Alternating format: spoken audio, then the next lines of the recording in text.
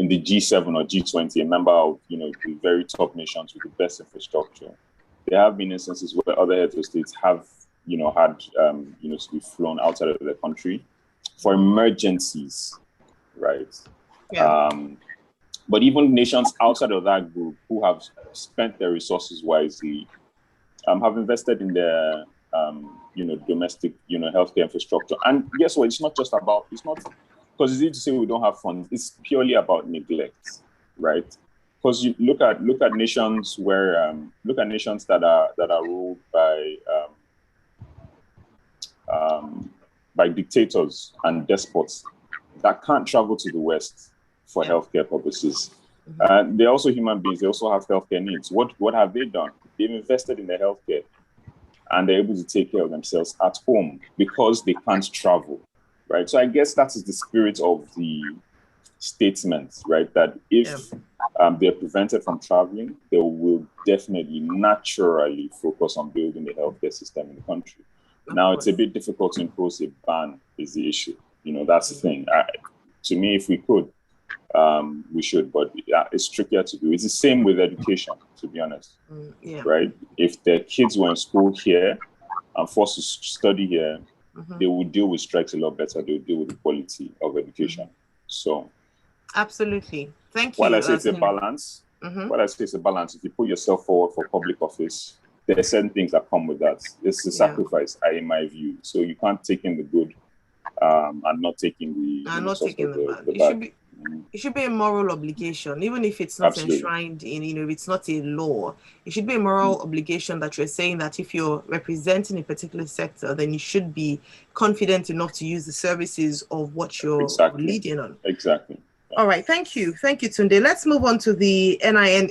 When I read this headline, Ikemesit, I thought, oh my goodness, but it looks like almost irresponsible reporting in terms of and tell me what you think, because Nigerians without NINs risk 14-year jail term, says federal government, according to the Guardian newspaper. However, the report says that the Minister of Communications and Digital Economy, Issa Pantami, said he didn't say that.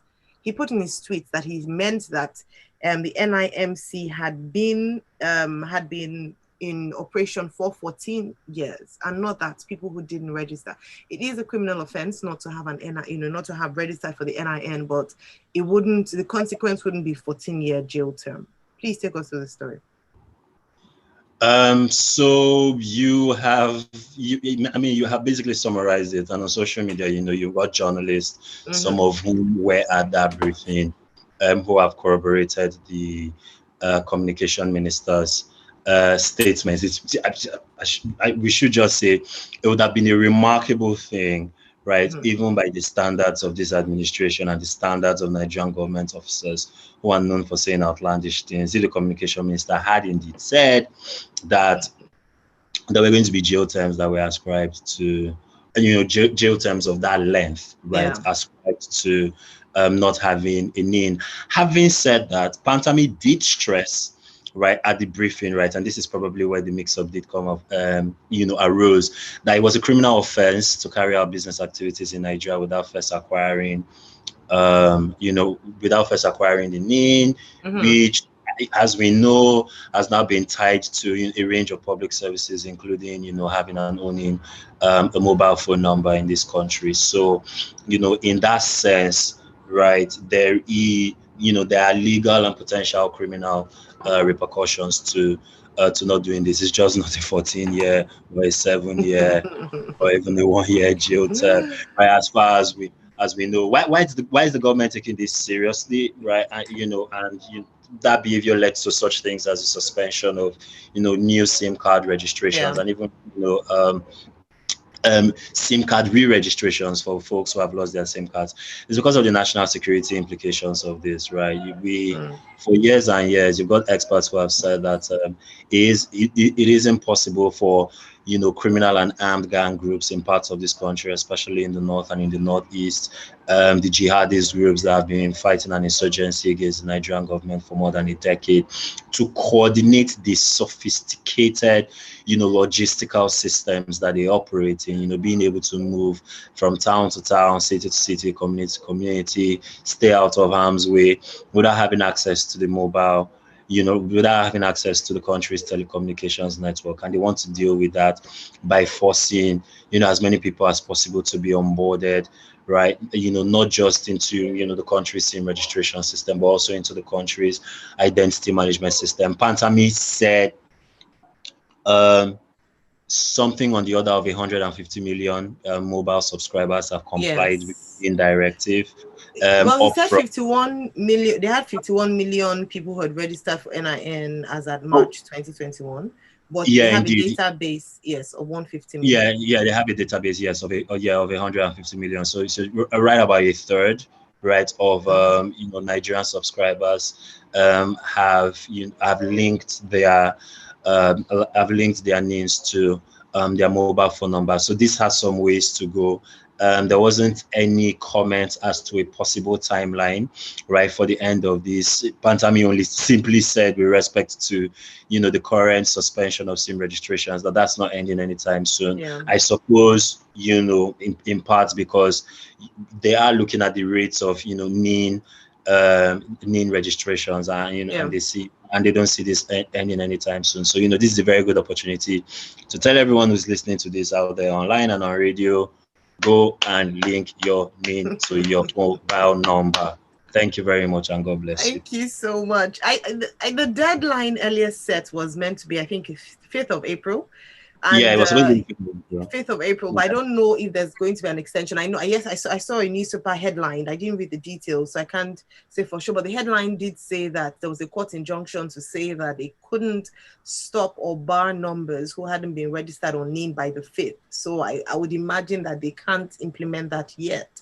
However, as you've heard the Minister of Communications and Digital Economy, it's important to get your NIN, register. Don't waste time. I think the queues have reduced, and you can now do it at the at your telco centers, so it makes it easier. All right, thank you very much indeed.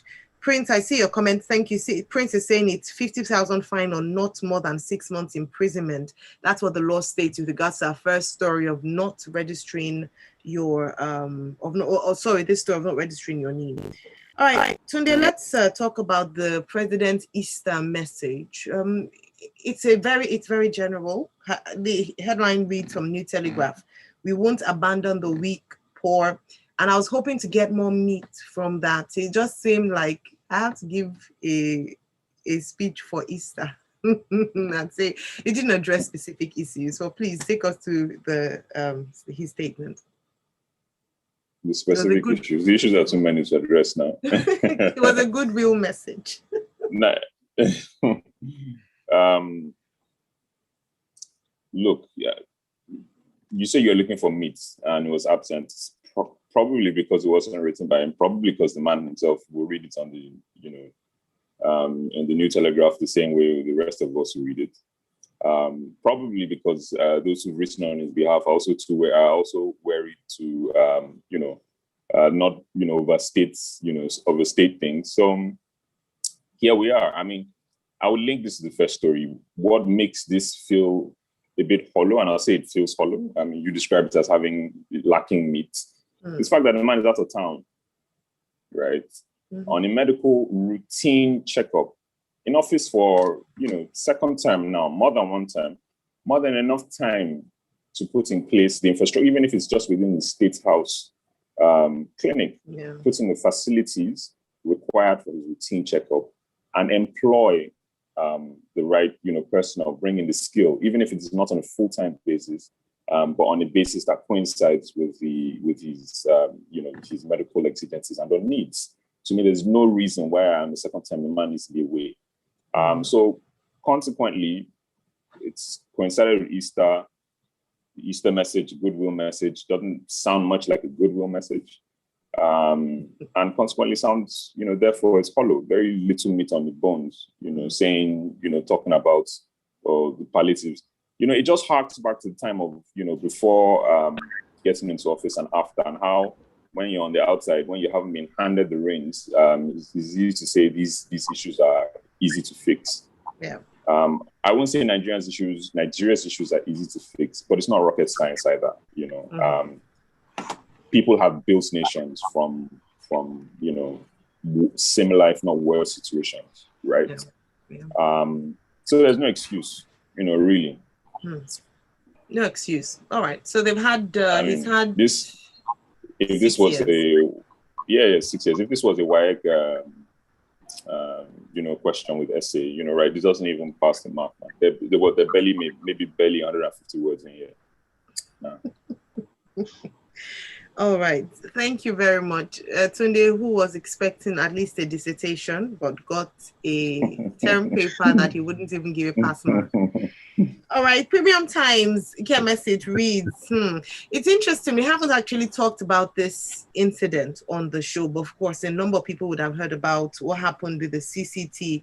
That's the Code of Conduct Tribunal chairman's unprofessional conduct. His professional conduct was called to question by the Nigeria Bar Association. They said they'll probe the circumstances leading to the alleged assault through the relevant committee.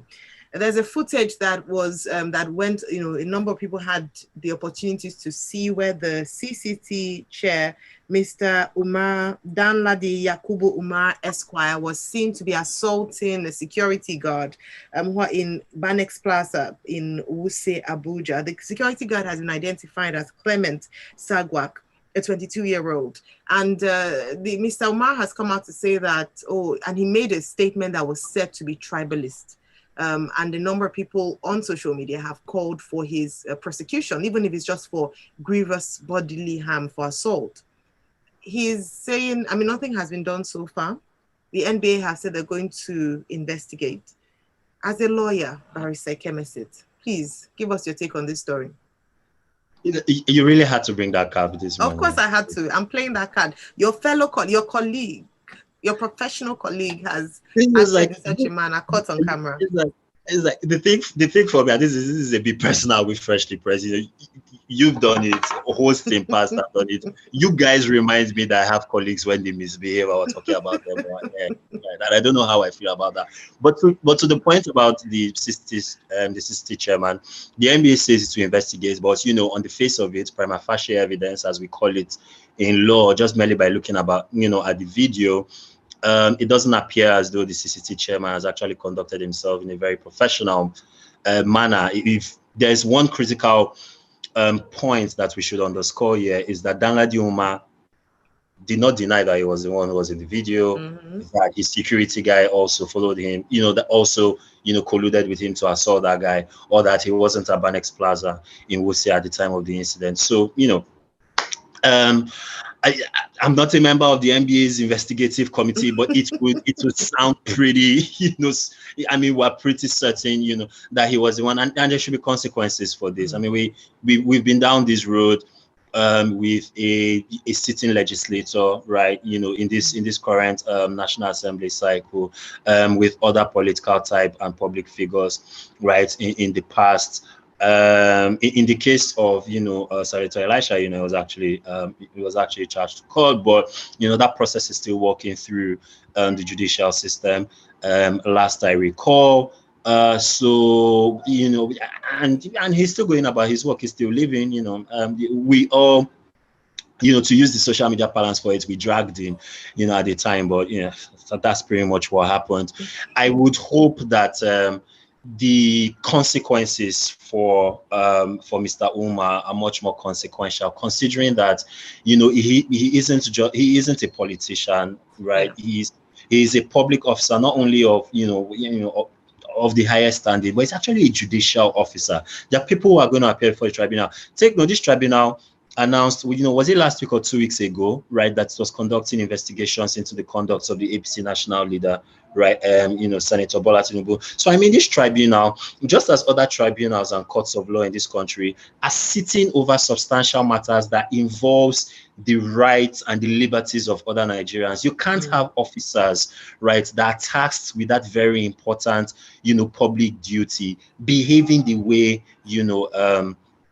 Mr. Umar behaved and going scot-free. If not, why should we respect, whatever pronouncements come out of the CCT or any judicial, or any court of law? So hopefully the NBA stamps his foot down on this, just as people, have, vigorously expressed, their opinions and perspectives on this. But what can the NBA do? Ikemesit. So they frown at it. Because the people who are supposed to act, yes, it's all well and good that the NBA is giving a statement as to we frown that they're going to investigate. If they investigate, if they find him guilty, well, he's, like you mentioned, he hasn't denied being there. If they find him guilty of unprofessional conduct, what are they going to do to him? You know, it goes back to the story of, it goes back to what Tunde said earlier on about moral obligation. In other parts of the world, you're found like this. Which country? There was a country in Africa where, a public official was found to be cheating or to have assaulted his wife, and he stepped down. We don't see cases like this in Nigeria. Must we wait for an NBA investigation with such obvious evidence for things to move? Yeah, sure. So, I mean, moral obligations are all well and good, but moral obligations are really a function of societal orientation. And it's clear that our society doesn't, deem, that kind of responsibility, strong enough. That's why a lot of people, very few people, resign, right, in the face of public misconduct. But we're a democracy, right? And there are processes to, there are processes to these things. So if people are not going to exercise, that innate moral responsibility that they should have, the processes should kick in. The NBA has a disciplinary committee. The disciplinary committee can recommend his disbarment. The disciplinary committee can refer him, since he's a judicial, he's a judicial official, to the National Judicial Council. If the National Judicial Council agrees with the NBA's assessment, he can be recommended for an early retirement, is what they call it, but really they can fire him, right? So there are processes, that can kick in. And, the disciplinary committee of the Nigerian Bar Association can also, prosecute him or recommend to the Attorney General's office, right, that he be prosecuted. So there are processes to this. And, why the NBA's comments are really, really important is because it's activated, right, that mechanism potentially. And, this could go the whole 9 yards. So this would be interesting to watch to see if, anything consequential comes out of this. If nothing consequential comes out of this, like Tunde said in the last story, it's, all bones and very little meat. Thank you. Thank you very much. Emeka from Amuo says the code of conduct judge that can't conduct himself professionally. Another painful aspect was his press statements. That was also mentioned in this article from his office. Who sees it would think it was written by a primary 4 pupil. Right, Premium Times reports NCC, that's the Nigerian Communications Commission, shielding officials who stole public funds from prosecution. So this was actually an investigation conducted by the Premium Times, and they revealed that 2 officials named Yakubu Gonto, head of the Finance Department, and Philip Eretan, former head of the Internal Audit Department, in 2019 received 122 million naira fraudulently as allowances for trips they never made. This was brought to the notice of the people. The NCC is said to have said they have investigated the matter. They found them guilty, and that there's an internal process. But those men are still in office. They're still, they haven't been turned over to the police for fraud. This again goes back to that thing about consequences, lack of consequences. Please take us to the story, Tunde. So essentially, the NCC is trying to handle this as an internal disciplinary matter, and as though the officers have done, maybe nothing more than consistently turning up for work late or some other, minor misdemeanor. But this is significant, right? If you look at the statements, what they've laid out, what the NCC has said is that, look, we've gone through the proper internal process as laid out by the Civil Service Code of Conduct. There are also other government agencies carrying out their parts, right? So they haven't. So how to say? What is all about optics. So what leads to the accusation of shielding is a very specific matter, and it's that the officers seem, or apparently are continuing in office, continuing with their regular duties. Meanwhile, there are provisions for them to be suspended from their positions until the end of an investigation, the outcomes of which may lead up to termination, right? And in this case, in the case of falsification of records and corruption and clear theft, it's a felony offense. And then, therefore, there should be criminal, investigation alongside it.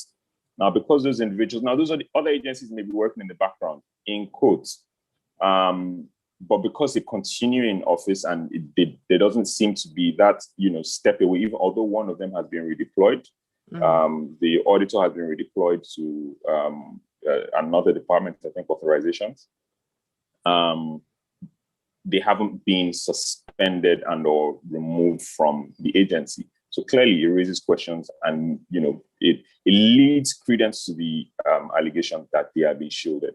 To me, more than anything else, more than it's almost like the 72-hour rule of being like, just give it to 72 hours, something else will happen and we'll forget about this. But it's a reflection of just how deeply the rot has gone. I recall we discussed a story, if I recall correctly, I think it had to do with the Ministry of Finance, nonetheless, and one other ministry, that there was cases of, I think that was about 2.7 billion, it's about 2 billion there, about over 2 billion. And it had to do with Esther Code, same issue, travel.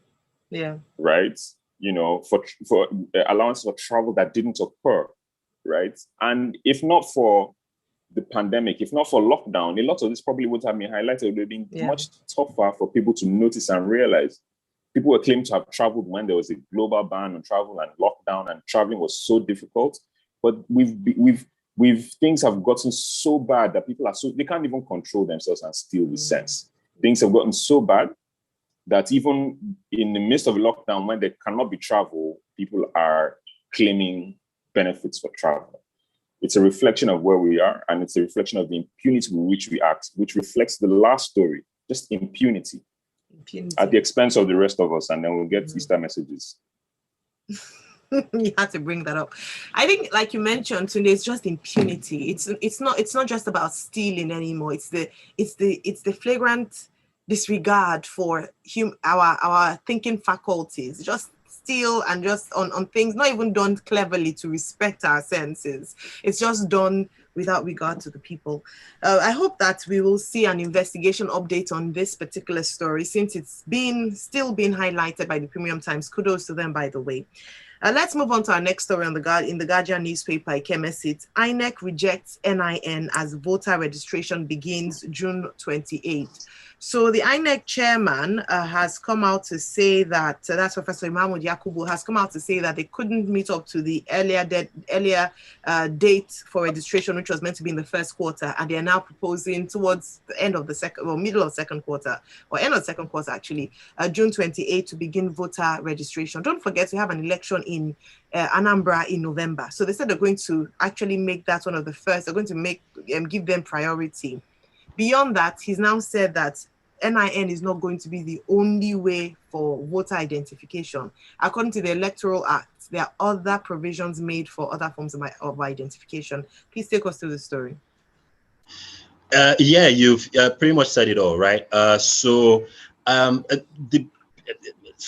two main points would be to highlight that, Section 10 of INEC's Act lists, an exhaustive mechanism for, potential voters to identify themselves. You could use your birth certificate, you could use your national passports, you can use your national identity card, and, any other government issued document that can prove identity, age, and your nationality as a Nigerian, and as a result, eligible to vote, right? So Yakubu is basically suggesting that short of an amendment of the INEC Act as is, they cannot exclusively, just use a national identity number to identify potential voters. The second point I want to make is around CVR. I think we need to amend the nomenclature of the name, because it's not continuous, to be very honest, right? And lots of people, right, if you remember the fiasco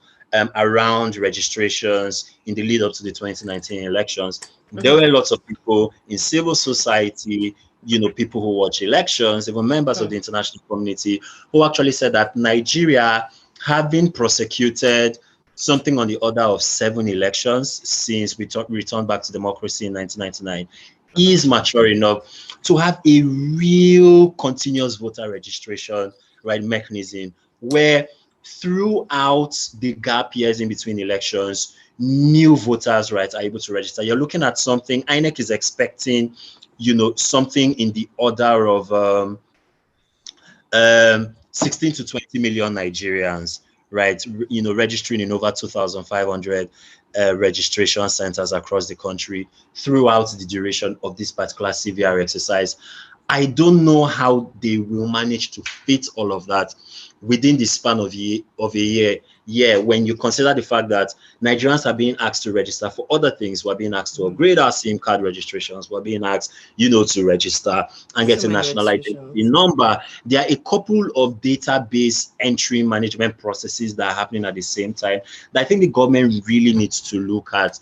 This harmonized, database infrastructure that we've been talking about, right, for a while, where if you get onboarded, say, on the NIN database, the NIN database should be an ongoing tracking, type database where once you're 18, you are automatically eligible to get your PVC. Yeah. That system is processed. You get an SMS or an email prompt, directing you to, either identify or go to your nearest local government headquarters, since we've routed all of these things through local government headquarters, and pick up your PVC, and not having us register piecemeal for every given thing. This is 2021, for God's sake. The infrastructure, I know the design thinking exists within the Nigerian government. We can do this. We can do it. Yes.